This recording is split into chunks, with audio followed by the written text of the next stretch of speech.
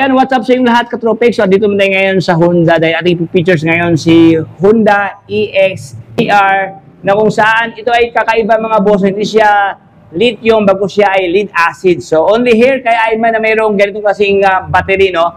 Powered by lead acid siya. Pero sobrang ganda kanyang looks dito. Premium na premium kanyang itsura. Tapos mga boss, sobrang baba ang presyo dito. So, samahan niyo kung katabi natin silipin ang kanyang kabuang itsura ito. Magkano ang price, ano ang specs, at simple ang kanyang locks, no, ating tinan katropics. Ayan, so, bago ang lahat, bago tayo magsimula, kung bago ka pa lang sa aking channel, baka naman dyan, subscribe na katropics. Ayan, pakipollow sa ating Facebook page, Tropics. Ayan, para lahat ng update ay mapunta sa inyo. So, wag nang paligoy-ligoy pa, atin ang silipin si Honda EX-CR. Let's go!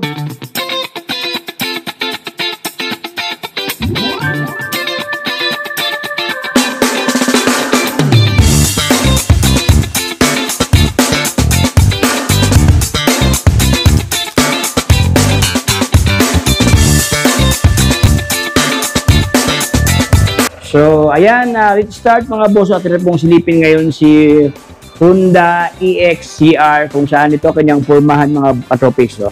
Okay, maganda kanyang fairings dito mga katropics, no? Parang motor talaga ang kanyang itsura dito.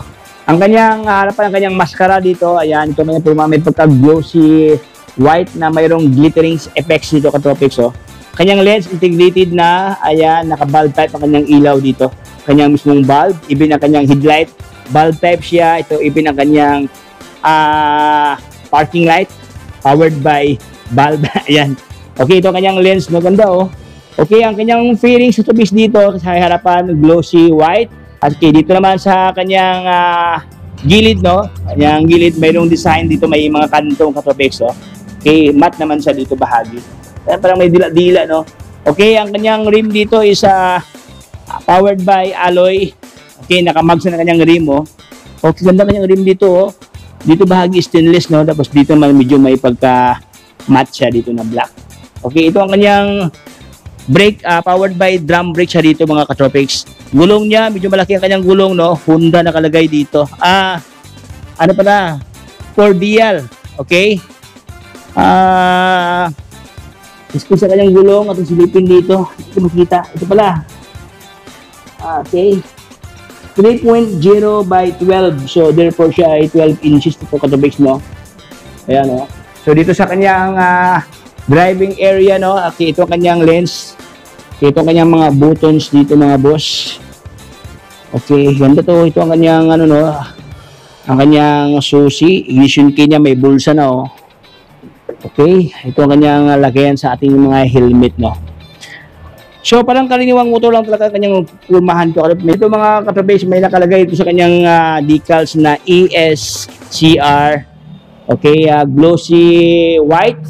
Mayroong grab bar dito, no? Pwede may nakaya ano na space ito, pwede ilagay sa ating mga top box, no? Okay, ito kanyang upuan, mga boss. Okay, medyo malapad ang kanyang upuan, no? Medyo may paka-bended, no? Pwede ito sa dalawang tao. So, ito yung babae ni katropics, no? Actually, ito ang kanyang motor. Okay, may dalawang shock. Harapat likod, no? May shock sa dito. Ito sa likod. Medyo maliit ang kanyang likod dito, katropics. 3.0 by 10. So, nahan 12, no? Hindi sila parehas. Okay. Meron siyang center stand. Meron ng side stand dito. Wow. So, ito ang kanyang forma, katropics, dito, no? Kulay white siya. So, sa magandang pictures to, katropics, siya ay hindi po siya lithium, siya ay lead acid, no? So, ating tingnan ang kanyang specs to, mga boss. Alright, so ito ang kanyang specs, no? Ang kanyang wheelbase, 1,235. Ang kanyang weight, kilogram dito, okay, 100. Ang kanyang top range, 70. Ang kanyang battery type is powered by lead acid. Ayan, ang kanyang battery capacity, 72 volt, 20 ampere. Ang kanyang motor, 1,200 watts ang kanyang motor. Ang kanyang max speed, 52 km per hour. Alright, so ang kanyang halaga is 68,999, mga boss. Ito kanyang available variants dito, no? Itong white, mayroon silang gray at saka mayroong kulay pula dito. Alright, so ang kanyang model, EX-CR. Ayan, so hanggang dito lang tayo, katropics. Hindi ko na pabahin pating videoan. Maraming salamat sa panunood. So, Kung gusto nyo pasyalan dito katabi, dito na yan sa may 1225 Nara Street, Tondo, Maynila. So ilagay ko lang mismo sa video na to ang kanilang address. Hanggang dito lang tayo mga boss. Maraming salamat sa panonood sa ating munting videohan sa AIMA. Ayan, so kung bago ka pa lang sa aking channel, subscribe na. Follow sa ating Facebook page, Tropics. Ayan, para lahat ng update ay mapunta sa inyo. Ito si Tropics. Paalam. Bye-bye. Signing off.